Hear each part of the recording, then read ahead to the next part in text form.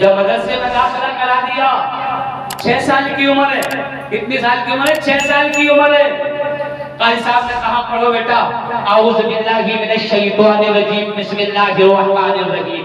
غور سے سننا بھٹپورہ والوں، غور سے۔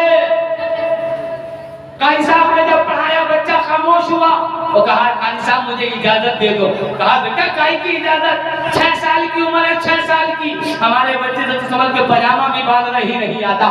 اللہ اللہ، 6 سال کی عمر میں بچہ جاتا ہے، قاری صاحب سے کہتا ہے مجھے اجازت دے دیجیے۔ کہا بیٹا اجازت ہے۔ جلدی سے اٹھا، برابر والے نل پر گیا، 3 مرتبہ اس نے ہاتھ دھوئے، 3 مرتبہ کلی کی، 3 مرتبہ ناک میں پانی ڈالا، 3 مرتبہ پیشانی سے لے کے تھوڑی کے نیچے تک، ایک کان کلو سے دوسرے کان کلو تک وہ 6 سال کے بچے نے منہ دھویا، دونوں ہاتھ پولیوں سمیت دھوئے، سر کا مسا کیا، دونوں پیر ٹکنوں سمیت دھوئے۔ الحمدللہ بھٹپورہ والوں، اسی کو وضو کہتے ہیں، سبحان اللہ۔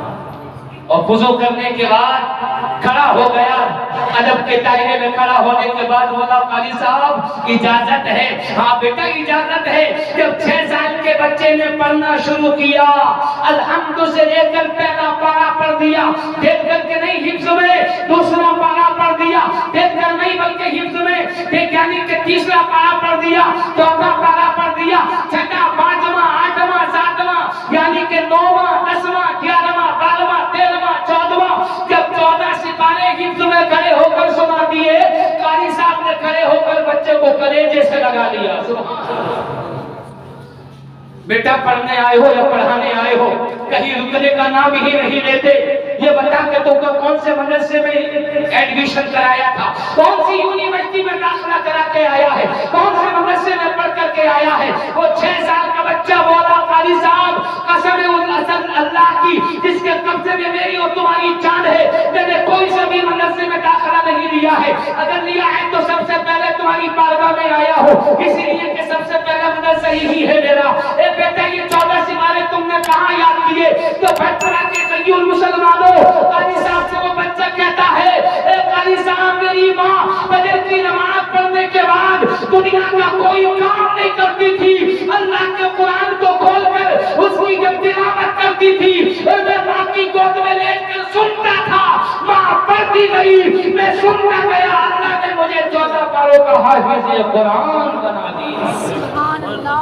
جب ہم گالی بکیں گے ہماری اولاد بھی گالی بکنے والی بنے گی۔ ایک جگہ دیکھا کہ ایک بچہ ہے کہ جو امرود کے باغ میں امرود توڑ لیا، بچے کو پکڑ لیا مالک نے، پکڑ کے دکان تھپڑ لگائے اور لگانے کے بعد کہا چل تیرے باپ سے شکایت کروں گا۔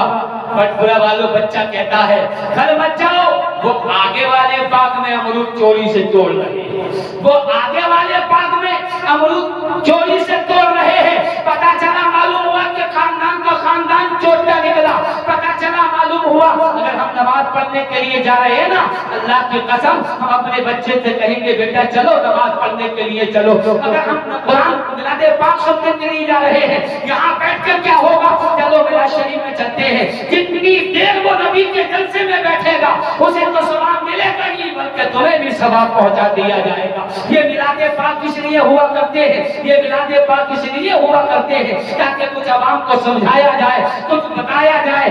آقا فرماتے ہیں کہ جب انسان کی زندگی کا چراغ بجھ جائے گا، بجھ جائے گا نا، معلوم ہے کیا ہوگا؟ جب انسان کی روح کو نکلنے کا وقت آتا ہے تو اس کے سارے کاغذات دکھائے جاتے ہیں، لے اللہ کے فرشتوں کو حکم دے دیا جاتا ہے آ جاؤ، اب اس کے سے آ جاؤ، اب اس کی زندگی کے کاغذات دکھا دو۔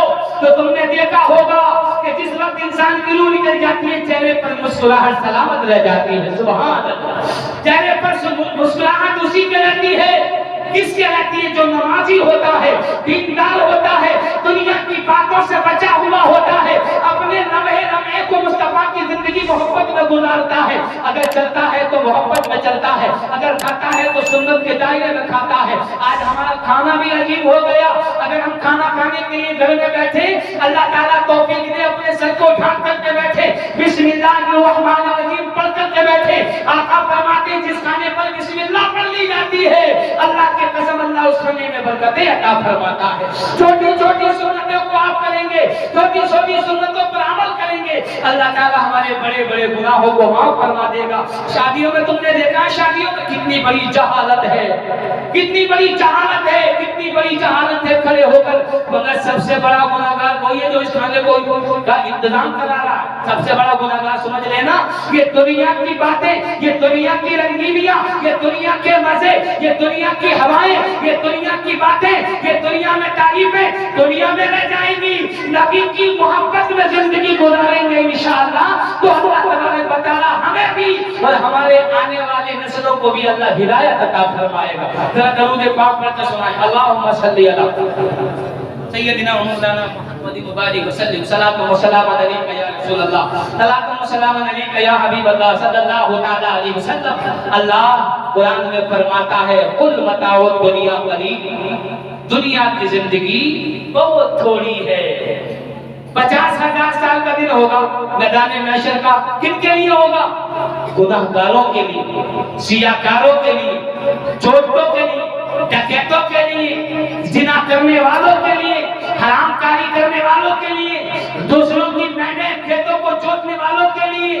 دیکھ لیا کہ کھاس اچھی ہے, دیکھ لیا برسنگ بڑی بڑی ہے, بیٹے کوئی کھلا رہا ہے, لے آج ہی دیکھ لیے رات کو کاٹ کے لے آیا, کھلانا ہے تب تک وہ دودھ بھینسیا کا اس کے جسم میں رہے گا, کوئی بھی دعا قبول نہیں ہونے والی ہے. 50,000 سال کا دن ہوگا, لیکن کچھ ایسے بھی ہوں گے کہ جن کے لیے اتنا ٹائم ہوگا کہ جیسے فرض کی نماز کو ادا کر لیا. سبحان اللہ, ان کے لیے بھی اتنا ہوگا, اتنا ہوگا کہ فرض نماز جتنی دیر میں ادا کرتے ہیں 10 سے یا 15 منٹ کا دن ہوگا ان کے لیے کہ جو دنیا میں نبی کی محبت میں زندگی کو گزارا کرتے ہیں. یہ ان کے لیے ہوگا 50,000 کا سال کا دن کہ جن نے دنیا میں رہ کر سمجھایا تو بہت, لیکن سمجھ میں نہیں آیا. آقا فرماتے ہیں قبر میں 2 چیزیں روشنی کریں گی. بتایا جا رہا, حلق پھٹ گئے مولانا لوگوں کے بتاتے بتاتے, لیکن سمجھ میں آنے والی نہیں, پتہ نہیں کیا سمجھ رہے ہیں. 2 چیزیں قبروں میں روشنی کریں گی. عرض کیا یا رسول اللہ وہ 2 چیزیں کون سی ہیں؟ میرے پیارے مصطفیٰ صلی اللہ علیہ وسلم نے فرمایا وہ 2 چیزیں وہ ہیں, پہلی تو ہے نماز کہ جو قبر میں روشنی کرے گی, اور دوسری ہے چہرے پر داڑھی جو قبر میں روشنی کرے گی. اگر حافظ قرآن کا کہیں پر یعنی کہ رشتہ ہو رہا ہے, ارے وہ حافظ جی 4,000 کی تنخواہ پہ تم کا پریوار چلا لیں گے, ہم نہیں دے رہے لڑکی کو, ہم تو اچھے انجینئر کو دیں گے, ہم تو اچھے ڈاکٹر کو دیں گے, ہم تو اچھے پڑھے لکھے کو دیں گے. اس نے حافظ قرآن کی بے حرمتی کی, اس نے حافظ قرآن کو نیچا دیکھا, اس نے اس قرآن والے کو کہ جسے قرآن اللہ کو اتنا پسند ہے کہ پڑھنا تو پڑھنا, اگر سننے والے نے دل کے ساتھ